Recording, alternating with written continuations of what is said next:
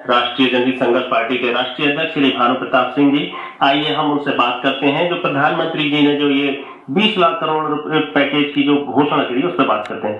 Sir, प्रधानमंत्री जी 12 तारीख को आए 8 बजे और उन्होंने देश की जनता के लिए 20 लाख करोड़ का पैकेज और आत्मनिर्भर भारत की बात की है। इसको आप कैसे देखते हैं? ये तो आत्मनिर्भर भारत की बजाय मैं इसे कहूंगा कि कर्जे पर निर्भर भारत तो शब्द ज्यादा बढ़िया रहेगा। देखिए, ये माननीय प्रधानमंत्री जी ने एक मोदी नाम का झुंझुना जो है ना, 20 लाख का झुंझुना, वो देश की जनता के हाथ में थमा दिया है कि लो भैया इसे और बजाते रहो जब थक जाओ तो आराम से बैठ जाना, क्योंकि वो झुंझुना ही है और कुछ नहीं है। जितनी भी घोषणाएं की गई हैं लगातार, उस दिन प्रधानमंत्री का 13 मिनट कुछ सेकंड का जो 33 मिनट कुछ सेकंड का जो भाषण रहा है, उसमें बड़े बड़े शब्द आत्मनिर्भर Bharat, land, labour, liquidity, law, 5 pillar, economy और इंफ्रास्ट्रक्चर, और इसके बाद में सिस्टम, डेमोग्राफी, डिमांड, ये जो सारी चीजें हैं, और लोकल से वोकल, मतलब ये सब कुछ केवल और केवल बड़े बड़े शब्द हैं। स्वाभिमान, सम्मान और सक्षम, समर्थ, मतलब न जाने कैसे शब्द किए हैं, बट सारे के सारे बड़े बड़े शब्द हैं। शब्दों के जाल के अलावा कुछ नहीं है। पूरे 33 मिनट कुछ सेकंड के भाषण में माननीय प्रधानमंत्री जी ने देश को कुछ नहीं दिया, केवल झुंझुना दिया, उसे लेके बजाते रहिए। और उसके बाद में ये और कहा कि जो एक एक करके जो आर्थिक पैकेज है 20 लाख करोड़ का झुंझुना, जो 20 लाख करोड़ का पैकेज है, उसकी घोषणाएं एक एक करके वित्त मंत्री लगातार करेंगी। और 13 तारीख से, यानी 12 तारीख का ये प्रधानमंत्री का भाषण है, 13 तारीख से माननीय वित्त मंत्री जी लगातार ये भाषण दे रही हैं। जैसे वो भाषण देके गए, ऐसे वो भाषण कर रही हैं, लगातार करते चले आ रहे हैं। पर इन तीनों दिनों में जो घोषणाएं की हैं, मिला कुछ नहीं है जनता को। हर किसी को घोषणाएं करती, मिला कुछ नहीं है। क्या मिला है? बैंक से कर्जा ले लो और जो करना हो कर लो। यानी जो कर्जा पहले ही आदमी कर्जे में डूबा हुआ है, जो पहले ही उस पर कर्जा है, उसी कर्जे को नहीं पटा पा रहा, उसी की किस्तों को पटाने के लिए वो समय की बात हो रही है कि भाई इनको जो है टाल दिया जाए। बल्कि यहां तक भी बात हो रही है कि इस दौरान का जो इंटरेस्ट है, वो इंटरेस्ट 3-4 महीने का, जब तक ये कोरोना का है, वो खत्म कर दिया जाए। और जो किस्तें हैं, वो किस्तें भी कम से कम 6 महीने के लिए टाल दी जाए। ऐसा कुछ भी नहीं जो किया गया, और ऐसा कुछ भी किसी को नहीं दिया गया। तो केवल और केवल बड़े बड़े शब्द, घोषणाएं, जैसा प्रधानमंत्री करते आए हैं शुरू से, वही है और कुछ नहीं। पर वो तो आत्मनिर्भर भारत की बात कर रहे हैं, इसमें आपको क्या इसमें वो हो रहा है? नहीं, आत्मनिर्भर भारत कैसे बनाएंगे आप? देखिए, आज है संकट। पिछले जो है 50 दिनों से ज्यादा हो गए। आज तारीख हो गई 15, यानी कि मानिए 52 दिन आज देश को बंद हुए हो गए। पूरी इंडस्ट्री बंद है, सब कुछ बंद है, कोई कारोबार नहीं चल रहा। इन 52 दिनों में बंद होने के बाद आप लोगों को राहत पहुंचाते, जो मजदूर हैं, प्रवासी मजदूर हैं, जो गरीब हैं, जिनको रोटी नहीं मिल रही, सरकारी केवल घोषणाएं हैं कि राशन मिल रहा है, इतने लाख टन वहां दे दिया गया, अनाज दे दिया गया राशन की दुकानों पे, इतने लोगों को खाना दे दिया गया। यहां तक कि जो वित्त मंत्री सीतारमण है, उन्होंने तो कल ये भी कहा कि मजदूरों को 3 टाइम का खाना दिया गया। अरे कहां 3 टाइम का खाना दिया गया? 1 टाइम का खाना उन्हें नहीं मिला। तो ये सारी की सारी घोषणा किस तरह से आत्मनिर्भर बनेगा? आत्मनिर्भर बनने के लिए आप पहले लोगों को मजबूत तो बनाएंगे, लोगों की क्रय शक्ति जो है उसको तो बनाएंगे, लोगों को टेक्नोलॉजी में जो मजबूत तो बनाएंगे। पर आज का समय, आज तो जो समय है, कम से कम लोग जिंदा रहे, उनको खाने के लिए रोटी मिल जाए, उनको पीने के लिए पानी मिल जाए, ये स्थिति स्थिति ही आज की तारीख में अगर हो जाए तो आत्मनिर्भर बनने की उसके बाद की बात है। आप आज बड़े बड़े नारे देके बड़े बड़े शब्दों का इस्तेमाल करके आत्मनिर्भर भारत की बात कर रहे हैं। आत्मनिर्भर भारत क्या बनेगा? 12 करोड़ लोगों को, एमएसएमई से जुड़े हुए जो लोग हैं, 12 करोड़ लोगों को अप्रैल महीने की, मार्च और अप्रैल की शायद तनख्वाह नहीं मिली है, उन्हें पहले तनख्वाह चाहिए। यहां तक कि आपने इतना सब कुछ किया है, जो गरीब लोग हैं उनको प्रॉपर तरीके से खाना नहीं, करोड़ों लोग सड़कों पर पैदल जा रहे हैं। आप रेलवे चलाने की बात कर रहे हैं, लेकिन रेलवे में कितने लोग जा रहे हैं? आप हर रोज देख रहे हैं, हर समय हर पल हजारों 2-2 हजार किलोमीटर दूर लोग पैदल साइकिल से जा रहे हैं। गर्भवती महिलाएं जा रही हैं, मजदूर मर रहे हैं। 16 मजदूरों की मौत कल हुई, इसे मौत नहीं मैं हत्या कहूंगा, वो 16 अलग है। औरंगाबाद वाले जो रेल से कटकर मर गए, उसके बाद में जो कल एक्सीडेंट में मरे 8 लोग मुजफ्फरनगर में मरे हैं, 6 लोग हैं चित्रकूट में मरे हैं, और 2 लोग जो है 6 लोग मध्य प्रदेश में मरे हैं और 2 लोग बिहार में मरे हैं। और ठीक इसी तरह से 8 लोग आज मरे हैं। उत्तर प्रदेश में 4 जगह एक्सीडेंट हुए हैं, 4 जगह एक्सीडेंट में 8 लोगों की आज मौत, यानी यूं कहो कि हत्या हुई है। ये स्थिति है।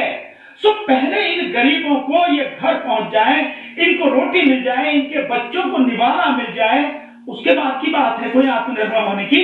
आप ये नौटंकी करना बंद करें, ज्यादा बढ़िया है प्रधानमंत्री। अगर सही मायने में देश को आत्मनिर्भर बनाना है तो पहले देश का जो मजदूर है उससे बचाइए, उसकी जिंदगी को बचाइए, उसे खाना दीजिए, पानी दीजिए, उसे उसके घर पहुंचा दीजिए, उसका रोजगार दीजिए। सीएमआई की रिपोर्ट है, ये गवर्नमेंट की रिपोर्ट है, किसी और की नहीं है, गवर्नमेंट की रिपोर्ट है कि 20 साल से लेके और 40 साल तक के और फिर उसके ऊपर 56 साल तक के जो लोग हैं, मतलब उनकी करीब 10 करोड़ से ज्यादा लोगों की नौकरी चली गई है। ये सीएमआई जो सरकारी आंकड़े हैं, सरकारी आंकड़ों की मैं बात कर रहा हूं। तो आप किसके आत्मनिर्भर बनाएंगे? पहले जो ये लोग हैं, पहले इन लोगों को आप रोटी दे दीजिए, इन्हें रोजगार दे दीजिए, उसके बाद आत्मनिर्भर की बात है। अभी ये जो मजदूर हैं, जो 23 करोड़ लोगों के पास में तो राशन कार्ड है, और लगभग 20-22 करोड़ लोग वो हैं जिनके पास कोई राशन कार्ड नहीं है, कुछ नहीं है, उनकी बहुत बुरी स्थिति है, उन्हें खाना नहीं मिल रहा है। आगरा की रिपोर्ट आपने देखी, 4-4 महीने से राशन नहीं मिला, और सरकार कह रही है हम राशन बांट रहे हैं, लगातार बांट रहे हैं। और एक और नौटंकी सरकार कर रही है कि one nation one ration card, और इससे कहीं भी देश में किसी भी जगह मिल जाएगा। तो ये सब नौटंकियां है, ड्रामा है। आत्मनिर्भर भारत इससे नहीं बनेगा। आत्मनिर्भर भारत बनने के लिए देश के हर व्यक्ति को पहले रोटी दो, पानी दो, उसे रोजगार दो, उससे बढ़िया से बढ़िया शिक्षा दो, एजुकेशन बढ़िया मिलेगी, तब जाके कहीं आत्मनिर्भर भारत बनेगा। और इस तरह का जो समय है वो गरीबों को रोटी देने का समय है। तो 20 लाख करोड़ का जो पैकेज दिया है, इसमें क्या वो भी शामिल है जो रिजर्व बैंक ने पहले घोषणाएं की थी? हाँ, वो भी शामिल है या ये 20 लाख करोड़ अलग से है? नहीं, ये तो प्रधानमंत्री ने स्वयं इसको क्लियर किया है कि रिजर्व बैंक की घोषणाएं और जो कोरोना संकट के समय जो पैकेज की घोषणा की गई, उसको मिला के जो टोटल है वो 20 लाख करोड़ के लगभग का पैकेज है। यानी जो हमारी जीडीपी है 200 करोड़ के लगभग, उस जीडीपी का 10%। तो मतलब ये एक बड़ी फिगर है। आप पहले दिन इस बड़ी फिगर को दिखा के खूब ट्विटर और सोशल मीडिया में पूरा हल्ला मचाया गया, मीडिया में हल्ला मचाया गया है, लेकिन ये 20 करोड़ का झुंझुना। अब आप देखिए जो इसमें जोड़ा गया है, जो रिजर्व बैंक ने घोषणा की है, रिजर्व बैंक ने पहले ही 8 लाख करोड़ की घोषणा कर रखी है। लिक्विडिटी जिसकी बात है ना, यानी लोन देने की, लोन दे मतलब जो बैंक है वो लोगों को लोन दे, 8 लाख करोड़ पहले ही रिलीज कर चुका है। इसके अलावा 50,000 करोड़ वो है कि एक म्यूचुअल फंड जो डूब गया था, सो उसके लिए 50,000 करोड़ रुपए रिजर्व बैंक ने और दिए बैंकों के। तो 8,50,000 करोड़ और 1,70,000 करोड़ के पैकेज की घोषणा पहले ही 25-26 तारीख में जो करी गई है, कोरोना 25-26 मार्च के उसमें जो करी गई है कोरोना संकट के समय। तो अब आप इसको लगा लीजिए कि 8.5 लाख वो, और ये हो गया आपका 1,70,000 करोड़, तो 10,20,000 करोड़ तो सीधे सीधे ये हो गया। इसके अलावा बचा क्या है? वो बचा 9,80,000 करोड़। पर मैं लगातार परसों से वित्त मंत्री जब से घोषणा कर रहे हैं, वित्त मंत्री ने जो घोषणा की और आज तक जो घोषणा की है, उससे तो पैसा 20 लाख करोड़ से कहीं ज्यादा हो गया। आप देखिए इसमें जोड़िए कि एमएसएमई के लिए उन्होंने 3 लाख करोड़ की घोषणा करी है लोन की। एमएसएमई की परिभाषा उन्होंने बदल दी और 30 लाख करोड़ की उन्होंने घोषणा की है। एमएसएमई की परिभाषा उन्होंने इस तरह से बदल दी कि जो पहले 25 लाख तक के जो इन्वेस्टमेंट करता था, वो जो मैन्युफैक्चरिंग सेक्टर में वो आती थी, उसमें जो माइक्रो, उसमें जो स्मॉल माइक्रो उसमें इंडस्ट्री में आती थी, उसके 25 लाख जो थी, और जो पहले वो थी जो सर्विस वाली थी वो 10 लाख वाली थी, वो माइक्रो में आती थी। तो अब 10 लाख वाली उसको सर्विस वाली को और मैन्युफैक्चरिंग दोनों को मिला के 25 लाख से 1 करोड़ तक कर दिया, यानी वो हो गई आपकी माइक्रो। और उसके ऊपर जो आपके जो है उसका टर्नओवर 5 करोड़ होगा। इसके अलावा जो पहले जो 1 करोड़ था उसको बढ़ाकर उन्होंने जो है 5 करोड़ कर दिया, यानी उसका टर्नओवर जो है 5 करोड़ वाले का अब 20 करोड़ के लगभग होगा। वो परिभाषा उन्होंने उसकी बदल दी। और जो इसके ऊपर है वो जो 20 करोड़ से लेके जो था 20 करोड़ का जो इन्वेस्टमेंट था उसको 100 करोड़ कर दिया। सो ये जो इन्होंने परिभाषा उसकी एमएसएमई की परिभाषा बदल दी और उसके लिए 3 लाख करोड़ का प्रावधान किया। ये क्या है? लोन है, कर्जा है। जो ये इंडस्ट्री लेना चाहे, कर्जा लेना चाहे तो वो कर्जा ले सकती हैं। हकीकत यह है कि केवल देश में 7% एमएसएमई यानी micro small and medium enterprises जो हैं वो 7% ही हैं जो सरवाइव करने की स्थिति में हैं। बाकी की बहुत बुरी हालत है, वो सरवाइव करने की स्थिति में है, तो उनको केवल लोन ऑफर किया है। इसके अलावा कुछ इसी में एमएसएमई में कुछ और इंडस्ट्री है जिनका एनपीए हो गया है, उनको भी जो कहा है कि तुम्हें भी भाई लोन मिल सकता, तो 20,000 करोड़ उसके लिए है। एक और फंड बनाया है 50,000 करोड़ का। इसके अलावा जो इनको दिया, नाबार्ड को दिया है, वो नाबार्ड को पैसा दिया है तकरीबन 90,000 करोड़ के लगभग। और इसके अलावा कल फिर दिया है नाबार्ड को 30,000 करोड़, तो 1,20,000 करोड़ ये हो गया। इसके अलावा जो है जो पावर फाइनेंस कॉर्पोरेशन है 90,000 करोड़ उसको दिया है कि जो बिजली कंपनियां डिस्ट्रीब्यूट जो कर रही हैं, बना रही हैं, उनको जो है वो लोन दे सके। इसके अलावा जो पैसा दिया गया है कुछ और जो पीपीएफ जो ईपीएफ वाले थे कि उनका जो पैसा है गवर्नमेंट उनका पैसा देगी। जो ईपीएफ जो मजदूरों का जो अमाउंट था 12%, तो जो इंडस्ट्री वाले हैं उनको भी नहीं देना पड़ेगा और मजदूरों को नहीं, वो सारा सरकार देगी। उसमें तकरीबन 10,000 करोड़ के लगभग। और फिर कल जो है घोषणा की गई है, कल घोषणा की गई है 2 लाख करोड़ की जो घोषणा की गई है वो 3 लाख करोड़ की वो किसानों के लिए की गई है। फिर किसानों के लिए आज फिर की गई है 1 लाख करोड़ की।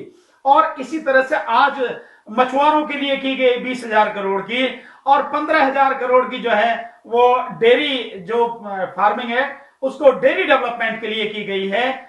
इसी तरह से करके टोटल जो आज तक घोषणा हो चुकी हैं वो घोषणाएं 20 लाख करोड़ को पार कर चुकी हैं ऑलरेडी।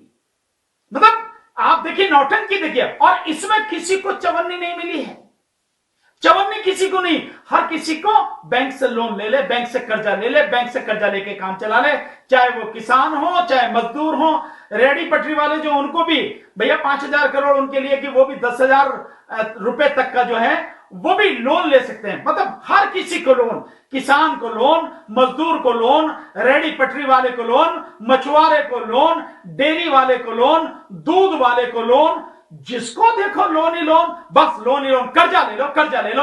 और कर्जा कहां से देंगे बैंक, कहां से लेंगे लोग? क्योंकि जो पहले 8 लाख करोड़ दिया रिजर्व बैंक ने, बैंकों ने उसमें से 7 लाख करोड़ वापस कर दिया। कोई ले ही नहीं रहा कर्जा, कहां से लेगा? तो ये स्थिति है। ये है 20 लाख करोड़ का झुंझुना जिसे आप लेकर बजाते रहो। सो ये है सारा 20 लाख करोड़ का पैकेज। मध्यम जो वो हैं, मध्यम वर्ग के जो लोग हैं जिनकी आय 6 लाख से लेकर 12 लाख तक है, उनको कहा है कि पीएम आवास योजना में वो मकान ले सकते हैं। और इस योजना जो पहले चल रही थी उसको और 1 साल के लिए बढ़ा दिया गया है। वो भी क्या है? कर्जा है, वो भी सिर्फ कर्जा ही है। कुछ नहीं है, सिर्फ लोन, कर्जा और कुछ नहीं, ये है घोषणा। तो प्रधानमंत्री जी ने अपने भाषण में 5 स्तंभ की बात करी थी, इकोनॉमी, इंफ्रास्ट्रक्चर, सिस्टम, डेमोग्राफी और डिमांड। ये क्या है, इसे जरा समझाएं। देखिए, इकोनॉमी का मतलब यह है कि इसके देश की आर्थिक व्यवस्था सुधरे, लेकिन देश की आर्थिक व्यवस्था कैसे सुधरेगी? जब आप जो 12 करोड़ मजदूर जिनको अभी तनख्वाह नहीं मिली अप्रैल महीने की, पहले आप उनको तनख्वाह दो, मजदूरों को रोटी दो। जो इंडस्ट्री वाले हैं, जो चलाने की स्थिति में नहीं है, उनको पैसा, सीधे पैसा दो, वो चला पाए इंडस्ट्री को। मैं एमएसएमई की बात कर रहा हूं, मैं उनकी बात नहीं कर रहा जो बड़े लुटेरे हैं, मैं उनके बड़े इंडस्ट्री वाले जो, मैं उनकी बात नहीं कर रहा हूं। जिन्होंने देश को जो है लूट लूट के जिन्होंने बर्बाद कर दिया, मैं उनकी बात नहीं कर रहा हूं। मैं बड़े इंडस्ट्री वालों की, मैं उनकी जो एमएसएमई वाले जो हैं, जो micro small and medium enterprises वाले हैं, मैं उनकी बात कर रहा हूं कि उनको आप सपोर्ट नहीं देंगे तो क्या? वो जो कह रहे हैं, एमएसएमई वाले जो कह रहे हैं, उनकी मांग मानी नहीं की। उन्होंने कहा कि भाई जो मजदूरों का ये पैसा है, मार्च अप्रैल मई का, ये 3 महीने का जो उनकी तनख्वाह है, ये जो है सरकार दे। हम इस स्थिति में नहीं है कि उनकी तनख्वाह दे सकें, सरकार उनको दे। सरकार ने कुछ नहीं दिया उनको, कोई उनकी डिमांड नहीं मानी। और उसने ये कहा कि जो इस बीच का जो हमारी ईएमआई जा रही है, उस पर जो इंटरेस्ट है, ब्याज है, वो खत्म कर दिया जाए। वो खत्म नहीं किया। सो सही बात यह है कि दिया किसी को कुछ नहीं है, घोषणा खूब कर दी। जैसे मैं कई बार एक ढपोल संघ वाली कहानी सुनाता हूं ना, कि ढपोल संघ वो कहते हैं जो कि भाई मुझे 100 रुपए दे, 100 क्या, जो कि 200 ले ले। उसने कहा भाई 1000 रुपए दे, 1000 नहीं 2000 ले ले, पर देता कुछ नहीं था। सिर्फ यही है ढपोल संघ की कहानी, और कुछ नहीं है, सिर्फ घोषणाएं घोषणाएं, इसके अलावा कुछ नहीं है। हकीकत चाहिए। मैं समझता हूं पुण्य प्रसून वाजपेयी जी ने एक आंकड़ा दिया है, बहुत बढ़िया बात है। उन्होंने दिया है कि अगर ये पैसा जो है देश के 30-35 करोड़ जो लोग हैं उनको अगर एक साइड में कर दिया जाए, 100 करोड़ लोगों को हम गरीब जिन्हें मान रहे हैं, उन 100 करोड़ गरीबों को सीधे अकाउंट में आप 20-20 हजार रुपए दे दिए, 20 लाख करोड़ सीधे हो गए। सो वो लोग कम से कम जो जरूरत है उनकी वो पूरा कर सकेंगे, क्योंकि ऐसे बहुत लोग हैं, करोड़ों लोग हैं, 50 करोड़ से ज्यादा लोग ऐसे हैं जिन्होंने 20,000 रुपए देखे भी नहीं होंगे। इस स्थिति में है लोग, उनकी इनकम नहीं है इस तरह की, 10,000 रुपए महीने की, साल की उनकी इनकम नहीं है। इस तरह के लोग हैं, तो वो भी है। दूसरा, मजदूरों के लिए क्या किया है? क्या ये जो सरकार है मजदूरों के लिए ट्रेन फ्री चलाई है क्या? अभी भी 85% की बात कर रहे हैं कि 85% रेल जो सेंट्रल गवर्नमेंट देगी और 15% स्टेट गवर्नमेंट। कुछ नहीं है, मजदूरों से पैसे लिए जा रहे हैं। सूरत की स्थिति उसने दिखाई कल जबरदस्त तरीके से। देखो मीडिया में जो है, एनडीटीवी में उन्होंने दिखाया कि किस तरह से मजदूरों से पैसे लिए जा रहे हैं, किराए के पैसे लिए जा रहे हैं, 850 रुपए लिए जा रहे हैं। सो मजदूरों से पैसे लिए जा रहे हैं रेल के। अगर सरकार चाहती, ईमानदार होती, तो निश्चित रूप से फ्री ट्रेन चलाती, और फ्री ट्रेन चलाती तो 300 ट्रेनें, पुण्य प्रसून वाजपेयी जी का कहना है कि 300 ट्रेनें 30 दिन के लिए लगातार चलाई जाएं, तो 900 करोड़ ही उनका खर्चा आता है। तो 900 करोड़ कुछ नहीं है। मजदूरों को अगर खाना दिया जाए, उस खाने में ही कोई पैसा खर्च नहीं हो रहा, बहुत मामूली सा पैसा उसके लिए खर्च होगा। जो सारे के सारे जो पीपीई किट और जो ये आपकी टेस्टिंग किट है, इस सब में अगर जो पैसा लगाया जाए, वो सब कुछ पूरे देश के हिसाब से अगर सब कुछ किया जाए, तो 1.5 लाख करोड़ से ज्यादा नहीं इसमें खर्च होगा। ये जैसे प्रधानमंत्री जी ने 15 लाख का जुमला बोला था, तो ये क्या 20 लाख करोड़ का जुमला? सारे के सारे जुमले हैं, झुंझुना हैं। अच्छे दिन आएंगे, एक झुंझुना वो था, फिर 20 लाख करोड़ एक दूसरा झुंझुना वो था, और 15 से 20 लाख रुपए आएंगे खाते में, एक वो झुंझुना था। उसके बाद में 2 करोड़ नौकरियां प्रतिवर्ष, वो झुंझुना था। उसके बाद में विदेशों से काला धन देश में आएगा, वो झुंझुना था। स्मार्ट सिटी बनेंगे, वो झुंझुना था। महिलाओं की स्थिति सही होगी, वो झुंझुना था। बेटी बचाओ बेटी पढ़ाओ, वो झुंझुना था। सारे झुंझुने ही हैं, और है ही क्या, इसके अलावा कुछ नहीं। ये भी झुंझुना है 20 लाख करोड़ का, बड़ा जबरदस्त झुंझुना बजाते रहना, लोग बजा भी रहे हैं तबीयत से बहुत दिन से। सोशल मीडिया पे एक प्रधानमंत्री जी का वीडियो भी बहुत वायरल हो रहा है, जिसमें वो भाषण दे रहे हैं कि मैं चाहता हूं कि देश का गरीब मजदूर लोग जो हवाई जहाज में जो यात्रा करते हैं, वो हवाई जहाज में भी देश का गरीब मजदूर लोग भी हवाई जहाज में यात्रा करें। तो मैं देख रहा था सोशल मीडिया पे, उनकी स्पीच थी, किसी रैली को संबोधित कर रहे थे, तो इस तरीके की बात करके वो जनता के साथ खिलवाड़ कर रहे हैं क्या? नहीं, जनता के साथ, जनता के जनता की भावनाओं के साथ बहुत क्रूर मजाक हमारे प्रधानमंत्री करते हैं, बहुत क्रूर मजाक, बहुत बेरहमी से, बहुत बेदर्दी से वो देश के गरीबों का, शोषितों, पीड़ितों का, मजदूरों का, प्रवासी मजदूरों का मजाक उड़ाते हैं। ऐसे कठिन समय में भी जो सीधे सीधे उन्हें मदद करनी चाहिए थी, उन्होंने केवल मजाक उड़ाया, मजाक बनाया है, देश के मजदूरों का, गरीबों का मजाक उड़ाया है और कुछ नहीं।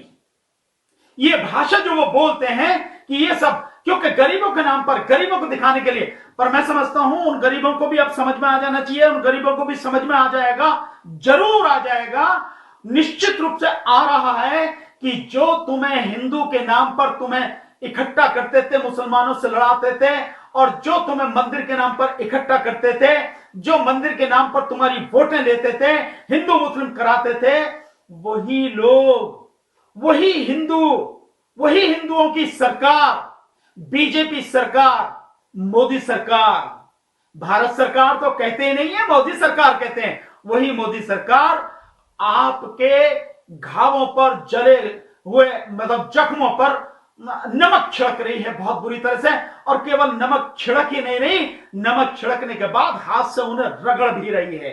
यह है मोदी सरकार का असली चेहरा, घिनौना चेहरा और बेरहम और बेदर्द चेहरा, जो गरीबों को, जो मजदूरों को बहुत भारी पड़ रहा है। प्रधानमंत्री जी ने एक बात और कही अपने उसमें कि भारत को लोकल से वोकल में के बारे में सोचना चाहिए।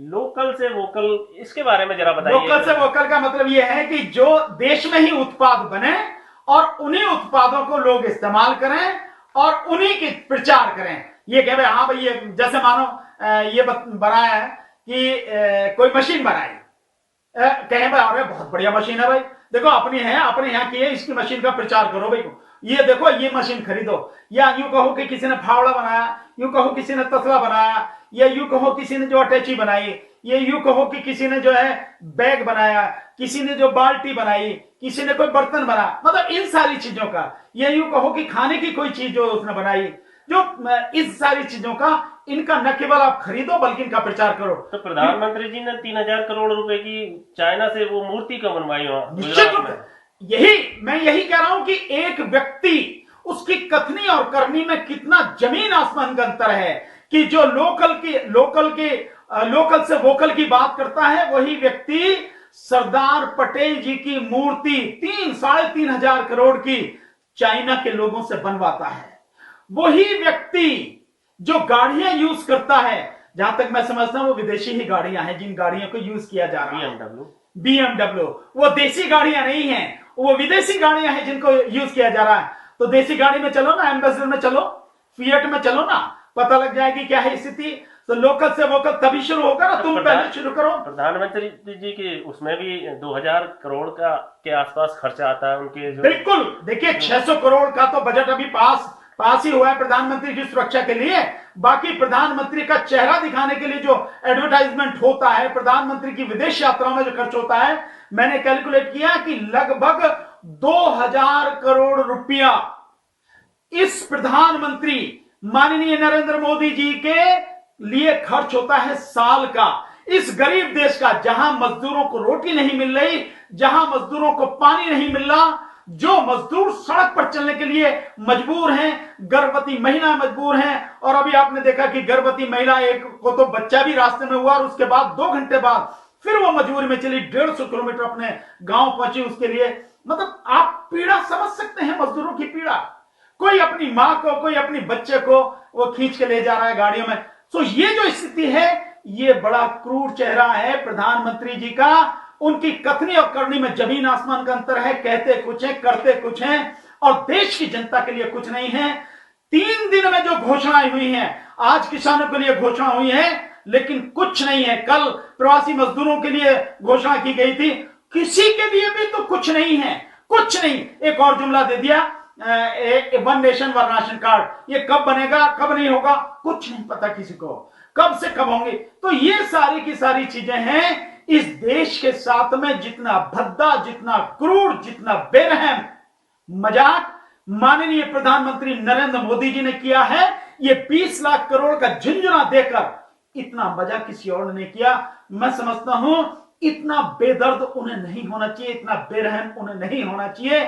बेशक मत दो कुछ, पर ये तो कह दो भाई मेरे पास नहीं है, मैं नहीं दे सकता। लेकिन तुम कहते भी नहीं हो, और तुम जो कर रहे हो वो देश की जनता के घावों पर नमक छिड़ककर उसको रगड़ने वाली स्थिति है।